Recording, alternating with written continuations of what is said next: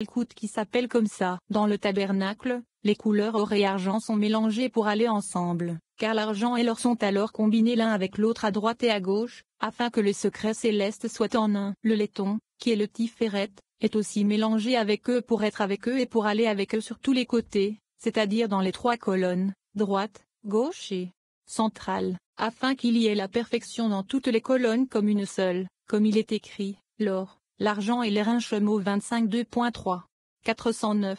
Une autre explication pour l'or et l'argent est que l'or se transforme en argent et l'argent en or, car la colonne de droite qui est l'argent est combinée dans la colonne de gauche qui est l'or et de façon similaire l'or avec l'argent. Tout est combiné ensemble et en un seul endroit. Ils sont revenus en trois couleurs. Quand la joie est nécessaire et non le jugement, c'est l'or, colonne gauche. Quand la miséricorde est nécessaire, le sang cherche, c'est l'argent, colonne droite. Et quand la sévérité du jugement est nécessaire, afin de soumettre la gauche pour qu'elle s'unisse à la droite, c'est de l'airain, qui est le secret de Tiferet, la colonne centrale. 410. C'est ainsi que Moïse a considéré le travail du serpent d'airain, car il est écrit, et Moïse fit un serpent d'airain Bemidbar 21 2.9. Il connaissait le lieu de la fusion de l'or, c'est-à-dire la subjugation du côté gauche par le côté droit à travers les jugements de cet airain, qui est la colonne centrale, car le serpent, Nachash, est dérivé de l'airain, Neshoshe. Il connaissait sa place, car le saint, béni soit-il, venait de lui dire de faire un serpent de feu, pourtant il fit un serpent d'airain, comme il est écrit, et Moïse fit un serpent d'airain. Quelle en est la raison? 411. Il répond, Hachem savait que c'était l'essence de la question, car il a d'abord été écrit, et Hachem envoya des serpents venimeux, serpents et serpents ardents, parmi le peuple Ibidem 6, et, les serpents venimeux, Nachash et Saraph, Devarim 8h15, parce que leur origine était le serpent primordial. Puisque Moïse connaissait l'essence, la racine et le fondement de ce lieu, il a fait un serpent et a posé ses mains sur lui. Quelle en est la raison? Parce qu'Israël a péché avec sa langue, tout comme le serpent, comme il est écrit, et le peuple parla contre Elohim et contre Moïse. Bemidbar 21 2.5. Par conséquent, Hachem a envoyé des serpents venimeux parmi le peuple. 412. Moïse n'a fait que suivre la source, qui est le serpent, et a fait un serpent en laiton de la manière nécessaire, parce que son emplacement était en laiton. Le saint, béni soit-il, ne lui a pas dit sous quelle forme le faire, et Moïse l'a fait en laiton comme il était nécessaire pour sa place. Comment le savons-nous? Car il est écrit, Moïse fit un serpent d'airain et le plaça sur une perche. Ibidem 9.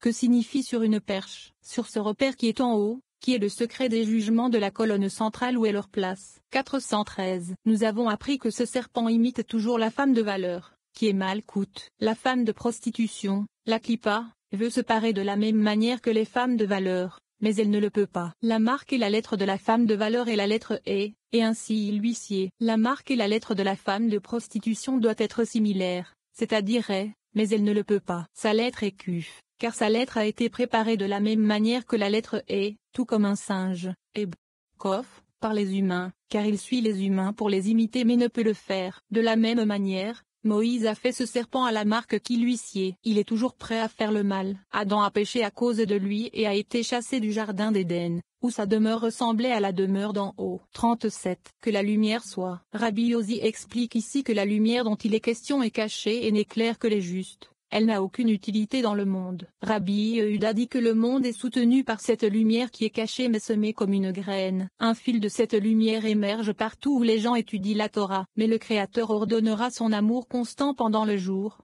et pendant la nuit, son chant sera avec moi. Lorsque Moïse a érigé le tabernacle, un fil de cette lumière a émergé pour former un nuage au-dessus de la tente de la rencontre, et c'est ce qui renouvelle la création quotidiennement, même aujourd'hui. Rabbi Yossi commente ensuite. Il le mit devant eux, ils mangèrent et en laissèrent un peu, selon la parole du Créateur, ce qui signifie, apprend-on, que quiconque entend ces enseignements y trouve toujours un sens et une inspiration nouveaux. La pertinence de ce passage, la lumière primordiale dont il est question dans la phrase que la lumière soit nous illumine, apportant au monde un renouveau spirituel et une transformation. Pour la première fois dans l'histoire de l'humanité, des myriades de fils de lumière sont tirés et tissés en une couverture qui enveloppe, réchauffe et unit toute l'humanité, alors que nos yeux embrassent ces textes anciens qui brillent d'une si splendide puissance spirituelle.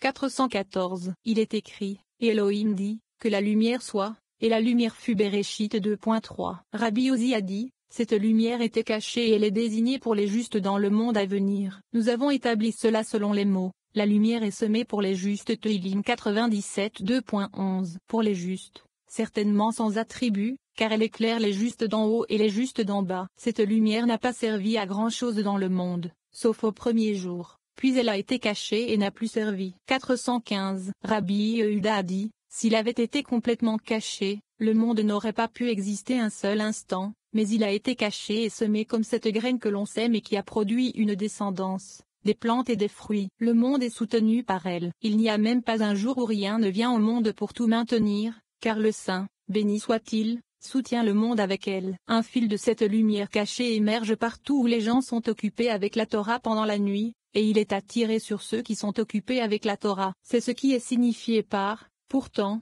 Hachem commandera son amour inébranlable dans la journée, et dans la nuit, son chant sera avec moi. » Tehillim 42 2.9, comme nous l'avons déjà établi. 416. Le jour où le tabernacle a été érigé en dessous, il est écrit, Moïse ne put entrer dans la tente de la rencontre, car la nuée reposait sur elle. Shemo 42.35. Qu'est-ce que la nuée? Il répond, un fil est sorti du côté de la lumière primordiale avec une grande joie et est entré dans le tabernacle en bas, et à partir de ce jour, il n'est plus apparu, mais il rend un service dans le monde, en renouvelant quotidiennement l'œuvre de la création. 417. Rabbi Ozi était occupé par la Torah, et Rabbi Yitzhak et Rabbi Chizokia étaient avec lui. Rabbi Yitzhak dit, voici que nous voyons que l'œuvre du tabernacle est semblable à l'œuvre de la création du ciel et de la terre. Les amis ont déjà commenté leur secret d'une manière si infime qu'un homme ne peut pas manger avec sa bouche et tendre sa main vers sa bouche et avaler, c'est-à-dire qu'ils ont révélé une si petite quantité qu'il est impossible de la goûter et d'en être satisfait. 418. Rabbi Ozi a dit, soulevons ces questions devant le saint luminaire qui prépare des plats sucrés, tout comme le fait la Hatika Kadisha la plus dissimulée. Il prépare des plats tels qu'il n'y a pas de place pour qu'un autre vienne y ajouter du sel. On peut manger, boire et se remplir l'estomac de tous les délices du monde et en laisser encore, c'est-à-dire que quand il les entend, il les comprend entièrement clairement, mais dans tous les cas le haine restera un peu et ne tirera pas tout ce qu'ils contiennent. Chaque fois qu'il les relit, il trouve des idées nouvelles dont il n'avait pas connaissance auparavant. Voilà qui est accompli. Il les mit devant eux, ils mangèrent et en laissèrent une partie, selon la parole d'Hachem. Melachim 4h44. 38. Et Hachem a donné la sagesse à Salomon. Rabbi Ozi ouvre la discussion en disant, et le Créateur donna à Salomon la sagesse, comme il le lui avait promis. Et il y eut la paix entre Hiram et Salomon, et ils firent une alliance ensemble. Le roi Salomon vit que même si sa génération était hautement spiritualisée, il n'était pas encore temps de leur révéler toute la sagesse de la Torah. Pourtant, à l'époque de Rabbi Shimon, nous apprenons que de telles choses cachées pouvaient être révélées. Rabbi Ozi s'inquiète alors de la façon dont les générations futures du monde se comporteront après le départ de Rabbi Shimon, lorsque les sages se feront rares et que la sagesse elle-même sera oubliée. La pertinence de ce passage. La sagesse de Salomon ne se trouve plus chez les dirigeants et les politiciens du monde, qui ne font que la guerre et non la paix. Cependant, en lisant ce passage, nous invoquons la grande sagesse de Salomon ainsi que la piété et la droiture de Rabbi Shimon et de toute sa génération. Cet événement spirituel nous révèle la sagesse secrète de la Torah maintenant et non plus tard. Cette grande lumière enlève le conflit et la haine du cœur des hommes puissants. Elle suscite la vérité et la compassion dans l'âme des dirigeants, les réchauffant à la véritable sagesse spirituelle. Et la sphère d'influence des justes et de la sagesse de Salomon s'étend aux quatre coins du globe. 419. Il a ouvert la discussion en disant, et Hachem donna à Salomon la sagesse, comme il le lui avait promis. Et il y eut la paix entre Hiram et Salomon, et ils firent une alliance ensemble. Melachim 5h26. Nous avons appris ce passage en de nombreux endroits, mais Hachem souligne l'approbation d'en haut, Zahir en pin, et d'en bas, Malkout, comme une seule et même personne, car Hachem l'indique, Zer en pain, et sa cour. Malkout a donné la sagesse à Salomon, comme celui qui fait un cadeau et un présent à son ami, comme il le lui avait promis. C'est la perfection de la sagesse dans la richesse, la paix et la domination, comme il est écrit, comme il le lui a promis. 420. Et il y eut une paix entre Hiram et Salomon. Quelle en est la raison? Ils se comprenaient dans les mots vagues qu'il prononçait, mais les autres personnes ne savaient pas les observer ni comprendre quoi que ce soit. Pour leur bien, Hiram a de nouveau concédé et accordé avec Salomon dans toutes ses paroles. 421. Le roi Salomon regarda et vit que même si cette génération était plus parfaite que toutes les autres, Ce n'était pas le désir du roi céleste qu'autant de sagesse soit révélée par elle, et que la Torah qui était cachée avant elle soit révélée. Et il est venu et a ouvert les portes. Bien qu'il ait ouvert, elles sont bouchées, sauf pour les sages qui ont eu du mérite. Ils bégayent en elles et ne peuvent en parler. Mais c'est le désir du Saint, béni soit-il, que pour l'amour de Rabbi Shimon, à travers la génération dans laquelle il vit, les choses cachées soient révélées.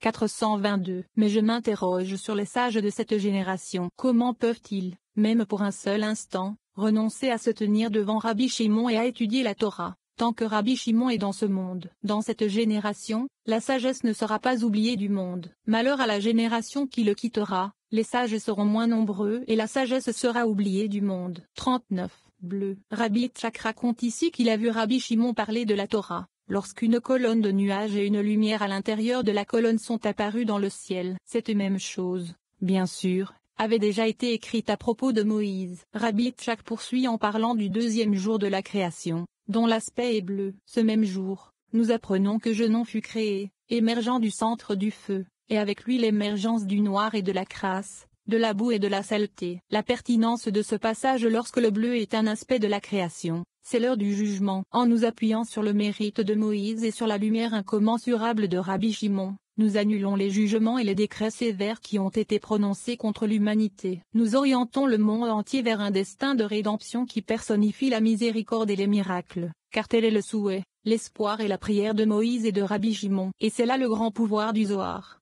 423. Rabbi Yitzhak a dit, en effet, il en est ainsi, car un jour, je l'accompagnais sur la route, et il ouvrit sa bouche avec la Torah. J'ai vu une colonne de nuages se dresser d'en haut vers le bas, et une lumière brillait dans la colonne. J'ai eu très peur, et j'ai dit, béni soit l'homme, que ceci soit préparé pour lui dans ce monde. 424. Il est écrit à propos de Moïse, et tout le peuple vit la colonne de nuée se tenir à l'entrée de la tente, et tout le peuple se leva et se prosterna, chacun à l'entrée de sa tente. Shemot 33, 10. C'était approprié pour Moïse, qui était le prophète fidèle au-dessus de tous les prophètes du monde. La génération qui a reçu la Torah sur le mont Sinaï a vu de nombreux miracles et de nombreuses actions puissantes en Égypte et au bord de la mer. Par conséquent, il est justifié qu'elle voie le pilier de nuit. Ici, dans cette génération, le grand mérite de Rabbi Shimon a accompli ceci, que des miracles soient vus à travers lui. 425. Et bleu Shemot 25 2.3. Rabbi Yitzhak a dit, le bleu vient de ce poisson qui se trouve dans la mer Genosar,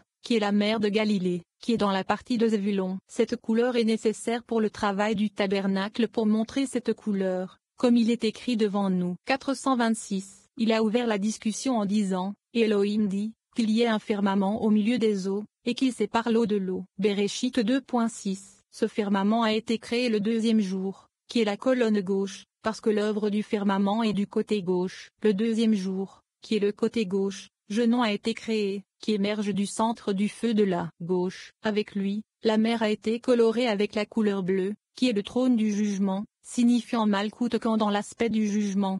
427. Ce jour-là, celui qui est à gauche, a pris l'eau qui est du côté droit, car l'eau est chassadim. Ces eaux de la droite n'ont pas été révélées avant le deuxième jour, qui est gauche. En ce jour de la droite, qui est le premier jour, l'eau n'a pas été révélée, mais elle a changé, parce que la lumière du côté du feu qui persiste à gauche a été révélée en elle, comme cela a été expliqué avant nous. C'est parce qu'ils ont été combinés ensemble et sont devenus parfumés l'un par l'autre. Et il explique, la lumière du premier jour était la première lumière de toutes les 6 lumières des 6 jours de la création. Cette lumière était du côté du feu, comme il est écrit, et la lumière d'Israël sera comme un feu. Yeshaïa 10h17. Cette lumière est essentiellement droite, et se combine avec le feu, qui est gauche. 428. Le premier jour de ces 6 jours est celui de l'eau, qui est chassadim, mais ce n'est pas l'action de l'eau qui a été utilisée mais celle de la lumière, qui est du côté du feu, qui est le deuxième jour. C'était pour montrer que le Saint, béni soit-il, a créé le monde uniquement sur la paix,